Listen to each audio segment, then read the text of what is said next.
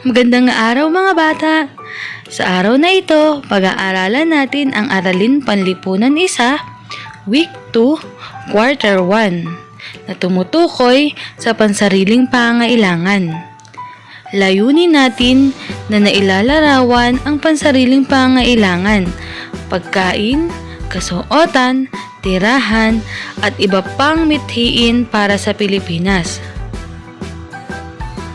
Ngunit bago magsimula, tayo muna'y magsiawit.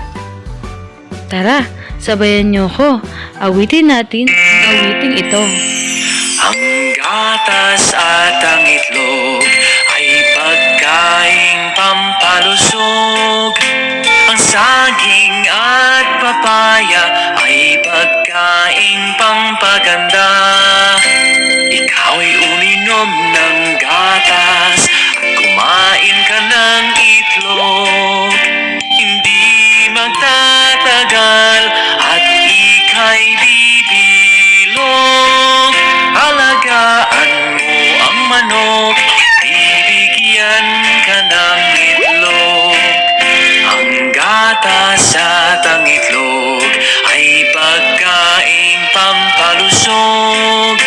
Ang saging at papaya ay pagkaing pampaganda. Ika'y uminom ng gatas at kumain ka ng itlog. Hindi magtatagal at ika'y bibilog. Alagaan mo ang manok, bibigyan ka ng itlog. Magaling mga bata, ang gagaling niyo talagang umawit. Ngayon, tayo'y maglaro. Alamin natin kung nasaan ang mga magkakaparehong mga larawan. Tara, simulan na natin sa number 1.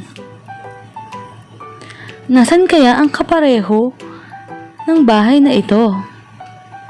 Nasa number 4? Mali, ito ay isang damit. Sa number 6? Tama! Ang kapareho ni number 1 ay si number 6. Ngayon, tingnan natin ang kapareho ni number 3. Ang gulay. Nasaan kaya ang kapareho ng gulay? Kay number 5? Tama! Magkapareho ang naman ni number 3 at ni number 5. Ngayon, tingnan natin kay number 2. Mga damit. Ang kapareho ni number 2 ay si number 4. Tama! Ang magkakapareho ay si number 1 at si number 6. Ito ay parehong bahay. Sumunod, ang magkapareho ay si number 2 at si number 4. Ito naman ay mga damit. Sumunod ay magkapareho si number 3 at si number 5. Ito ay ang mga prutas at gulay. Magaling mga bata! Alam niyo ba? May iba't ibang sariling pangailangan ang isang bata. Ito ay ang mga bagay na kailangan sa araw-araw. Tara, alamin natin ang mga ito. Kailangan natin ng pagkain upang mabuhay. Ito ang magpapalakas at magpapalusog sa ating katawan. Ikaw ay makakaiwas sa sakit kung pagkain masustansya ang iyong kakainin. Kumakain ka ba ng masustansyang gulay? Ngayon, pansinin natin ang mga larawan. Tukuyin ang mga larawan kung ito ay masustansya o hindi. Ngumiti ka kung ito ay masustansya at magkaroon ka naman ng malungkot na mukha kung ito naman ay hindi. Tara, simulan na natin.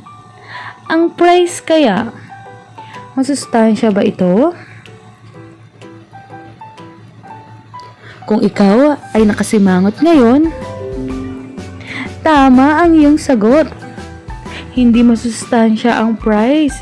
Hindi ito maganda sa ating katawan sapagkat ito ay maraming mga ingredients na inilalagay at hindi tama na araw-araw kainin ng isang bata. Ngayon, tingnan natin ang gulay. Masustansya ba ito? Kung ikaw ay nakangiti, tama ang iyong sagot. Ang gulay ay masustansya sa ating katawan. Ngayon, tingnan naman natin ang chips o mga chichirya na nabibili natin sa tindahan. Kung ikaw ay malungkot, tama ang iyong sagot. Hindi masustansya ang pagkain ng palagi ng chichirya o mga chips na nabibili natin sa tindahan. Ngayon, tingnan natin ang gatas at itlog. Masustansya ba ito sa ating katawan? Kung ikaw ay nakangiti, tama ang iyong sagot. Masustansya ang pagkain ng itlog at ng tinapay at pag-inom ng gatas. Ngayon, alam ko na paborito niyo ito, ang mga chocolates at candy. Masustansya ba ito sa ating katawan? Kung ikaw ay nakangiti, mali ang iyong sagot, sapagkat dapat ikay nakasimangot. Dahil hindi masustansya sa ating katawan ang palaging pagkain ng mga candies at chocolates. Bakit? Dahil maaring masira ang inyong mga ngipin. Magaling mga bata, lagi niyong tatandaan, ang unang pansariling pangailangan natin ay ang pagkain. Kailangan tayo kumain ng masustansyang pagkain. Ngayon naman, ang pangalawang ating kailangan natin ng kasuotan na magbibigay ng proteksyon sa ating katawan. Meron tayong kasuotan para sa mainit na panahon at meron din tayong kasuotan para sa malamig na panahon. Ngayon, masdan natin ang larawang ito. Tukuyin natin kung kailan sinusuot ang mga kasuotan. Kailan nga ba tayo nagsusuot ng mga sando? Tama! Sinusuot natin ang sando at short kung tayo ay nakaranas ng mainit na panahon. Masdan natin ang pangalawang larawan na may hawak na payong. Kailan natin sinusuot ang kapote, ang mga jacket? Tama! Sa tuwing malamig na panahon, lalo na kapag umuulan. Masdan natin ang dalawang bata. Ang kanilang suot ay mga uniforme. Kailan kaya ito sinusuot? Tama! Sinusuot mo ito kung ikaw ay pupunta sa paaralan o ikaw ay may klase. Magaling mga bata! Mayroon tayong iba't ibang uri ng kasuotan. Ito ang kasuotang pambahay. Ito naman ang kasuotang pantulog. Ito naman ang kasuotang pansimba. At ang panghuli ay ang pamasok sa paaralan. Magaling mga bata, ang gagaling ninyo. Balikan natin. Una, kailangan natin ng pagkain. Pangalawa, kailangan natin ng mga damit. Pangatlo, kailangan natin ng tirahan upang pangalagaan ang ating katawan. At syempre, dito sa tirahan, nakatira ang masayang pamilya. Pagmasdan natin ang larawan, ating obserbahan ang mga ito. Sabihin mo, ano kaya ang iyong napapansin? Magaling! Ang dalawang bata ay una, parehas silang nakahubad. Pangalawa namang larawan, sila ay natutulog sa gilid ng kalye at nakahiga sa kahon. Sa tingin nyo, may maayos ba silang tirahan? Tama! wala silang maayos na tirahan, kaya diyan sila natutulog. Mahalagang meron tayong tahanan sapagkat sa pamamagitan ng tahanan, tayo ay nagkakaroon ng masarap na pagtulog dahil meron tayong maayos na higaan at hindi tayo nagkakasakit at higit sa lahat ay nagkakaroon tayo ng proteksyon sa ating mga pangangatawan. At syempre, dahil meron tayong tahanan, meron tayong tirahan, nagkakaroon tayo ng isang masayang pamilya.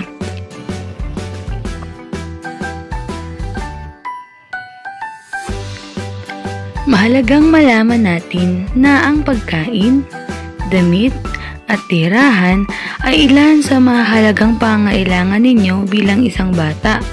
At hindi lang yun, kinakailangan nyo rin ng edukasyon. Saan natin ito matututunan? Magaling! Ang edukasyon ay mapapalago natin sa ating paaralan sa tulong ng ating mga guro. Ngayon, lagyan natin ng check kung ang larawan ay gamit sa paaralan at X naman kung hindi. Sa tingin nyo, ang lapis kaya ay ginagamit sa paaralan? Tama! Ang lapis ay ginagamit nating panulat sa ating paaralan. Ngayon, tingnan naman natin ang unan. Ginagamit pa natin ito sa paaralan? Mali! Hindi natin ginagamit ang unan sa paaralan sapagkat ginagamit natin ang unan sa ating pagtulog. Ang bag kaya, ginagamit ba natin ito sa paaralan? Tama! Ginagamit natin ang bag sapagkat dito natin inilalagay ng maayos ang ating mga kagamitan na ginagamit sa paaralan. Ang libro kaya, ginagamit ba natin ito sa paaralan? Tama! Ginagamit natin ang libro sa paaralan upang tayo ay matuto na bumilang, magsulat at bumasa. Ang Crayola kaya, ginagamit natin ito sa paaralan? Tama! Ginagamit natin ito upang ating mapaganda ang ating mga gawa. Malaman natin ang tamang kulay ng mga bagay-bagay. Ang mga laruan kaya, ginagamit pa natin ito sa paaralan? Mali! Siyempre hindi! Ginagamit natin ang mga laruan sa ating tahanan lamang kapag tayo ay naglalaro. Magaling mga bata!